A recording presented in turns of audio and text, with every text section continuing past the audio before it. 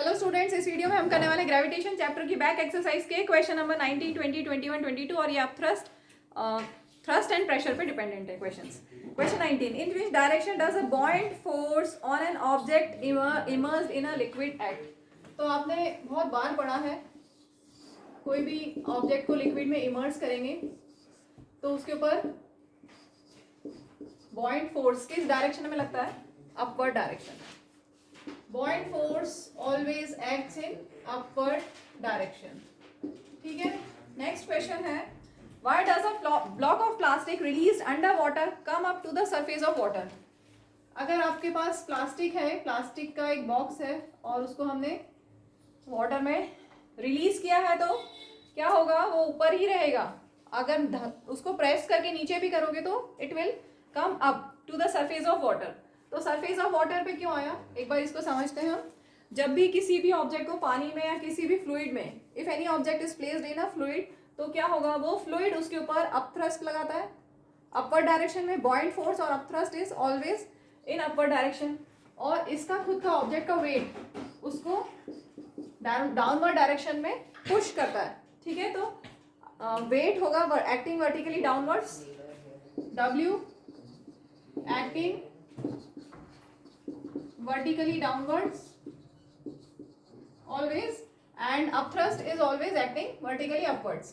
ठीक है, तो यहाँ पे बोला है कि वो सरफेस पे क्यों आ जाएगा? जो ज्यादा होगा उसके अकॉर्डिंगली।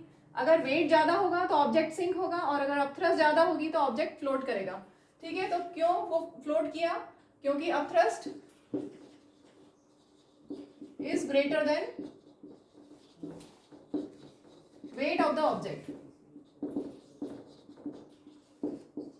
क्लियर? अपथ्रस्ट ग्रेटर है इसलिए वो ऑब्जेक्ट फ्लोट किया। Next question, volume of 50 gram of a substance. कोई सब्सटेंस है, उसका वॉल्यूम दिया हुआ है 20 सेंटीमीटर क्यूब, उसका मास दिया हुआ है 50 ग्राम और आपको दिया है density of water. Density of water 1 gram per centimetre cube. अब आपको बताना है विल द सब्सटेंस फ्लोट और सिंक। Question clear? आपके पास जो सब्सटेंस है उसका मास और वॉल्यूम दिया है तो हम डेंसिटी निकाल सकते हैं। डेंसिटी होता है mass per unit volume. Density is defined as mass per unit volume. Mass is 50 gram, volume is 20 centimetre cube. Solve करते हैं, 5/2 that is 2.5 gram per centimetre cube. तो डेंसिटी ऑफ सब्सटेंस आ गई 2.5 और डेंसिटी ऑफ वाटर है 1 ग्राम per centimetre cube में। ठीक है, तो क्या होगा? डेंसिटी को रो से भी लिख सकते हैं, मैं भी डी लिख रही हूँ। Density of substance is greater than density of water। ठीक है, that means substance क्या होगा? Substance will sink। 3 केसेस होते हैं ना, ये वाटर लेवल है, वाटर सरफेस, वाटर है किसी भी कंटेनर में, तो हो सकता है कि ऑब्जेक्ट इस तरह से हो, कुछ पार्ट उसका सबमर्ज्ड हो वाटर में, हो सकता है कि वो पूरा सबमर्ज्ड हो वाटर में और हो सकता है कि वो सिंक हो जाए। ठीक है, तो यहाँ पर ऑब्जेक्ट फ्लोट हो रहा है। ये जो केस लिया है यहाँ पर ऑब्जेक्ट सबमर्ज्ड है और ये जो केस लिया है ऑब्जेक्ट सिंक हो गया, सब्सटेंस सिंक हो गया। ठीक है, तो फ्लोट कब करता है? जब डेंसिटी को डी से ले लेते हैं, जब density of substance is less than density of water. ठीक है, तो इस तरह से सिचुएशन बनेगी।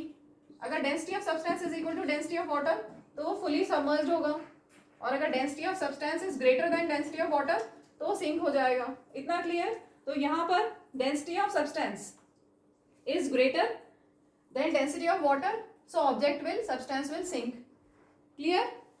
बस यही है इसमें। तो यहाँ पर क्वेश्चन नंबर सही कर लेते हैं। क्वेश्चन नंबर ये है 21।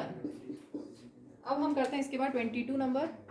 क्वेश्चन 22 में दिया हुआ है आपको volume of a 500 gram seed packet is 350 centimetre cube. Will the packet float और सिंक इन वाटर और डेंसिटी ऑफ वाटर है 1 ग्राम पर सेंटीमीटर क्यूब। अगर डी नहीं हो क्वेश्चन में तो आप याद करके रखो, डेंसिटी ऑफ वाटर दोनों यूनिट्स में याद होनी चाहिए, CGS यूनिट में 1 ग्राम पर सेंटीमीटर क्यूब और MKS यूनिट में 1000 kg पर मीटर क्यूब। ठीक है, तो ये वैल्यू आप याद करके रखना अच्छे से। चलो अब हमारे पास है जो पैकेट, सील्ड पैकेट है, उसका मास और वॉल्यूम दिया है, तो हम डेंसिटी निकाल सकते हैं मास पर यूनिट वॉल्यूम से, मास अपॉन वॉल्यूम से। तो ये बच्चों का आ रहा है 1.428 और डेंसिटी यूनिट ग्राम पर सेंटीमीटर क्यूब। ठीक है, अब आप देख सकते हैं density of substance is greater than density of water, that means packet will क्या करेगा, फ्लोट या सिंक। ग्रेटर है density so packet will sink. Clear. अब आगे पूछा है what will be the mass of water displaced, mass of water displaced by packet.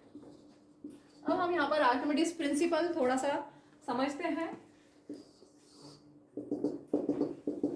Water में हमने पैकेट डाला और पैकेट सिंक हो गया।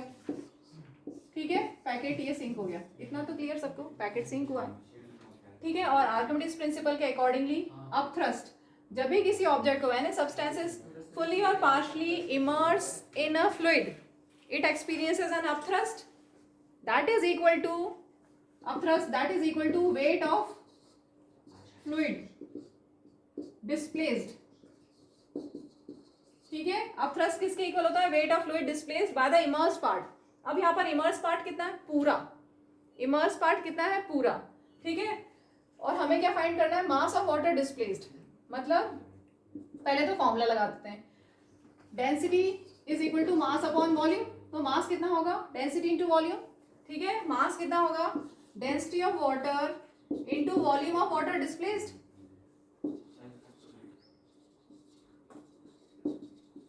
ये मैंने सबस्क्रिप्ट में लिखा है। ठीक है, वॉल्यूम के लिए सबस्क्रिप्ट में लिखा है। मास ऑफ वाटर डिस्प्लेस्ड, कितना डिस्प्लेस होगा, यहाँ से जो हमने पैकेट डाला तो इसके आसपास यहाँ पे जितना पानी था वो हट गया, तो कितना डिस्प्लेस हुआ, कितना वाटर डिस्प्लेस हुआ, उसका मास कितना होगा, इस फॉर्मूले से डेंसिटी इंटू वॉल्यूम। अब डेंसिटी ऑफ वाटर तो आपको पता है 1 kg डेंसिटी ऑफ वाटर। मेरी आदत है रो लिखने की, डी लिख देती हूँ मैं। ठीक है, रो भी लिख सकते हो, रो से भी डिनोट किया जाता है या डी से डिनोट कर सकते हो। तो density of water into volume of water displace, density of water is 1 gram per centimetre cube. अब वॉल्यूम ऑफ वाटर डिस्प्लेस कितना होगा, वो तो है ही नहीं हमारे पास। वॉल्यूम ऑफ वाटर, कितना वाटर डिस्प्लेस हुआ, कितना डिस्प्लेस होगा वाटर। अगर पैकेट पूरा अंदर चला गया है तो जितना वॉल्यूम ऑफ पैकेट है, सोचो इसको कितना पानी डिस्प्लेस करेगा, क्योंकि पूरा फुली इमर्स्ड है, तो ये किसके इक्वल होगा, वॉल्यूम ऑफ पैकेट। अगर ऐसा नहीं होता, फुली इमर्स नहीं होता, पार्शली होता, तो ये वाला पार्ट जितना डिस्प्लेस करता वो हम लेते, उसका वॉल्यूम लेते। लेकिन यहाँ पर इस क्वेश्चन में वो फुली इमर्स्ड है, सिंक हो गया ना, क्योंकि हम निकाल चुके कि वो सिंक हुआ है।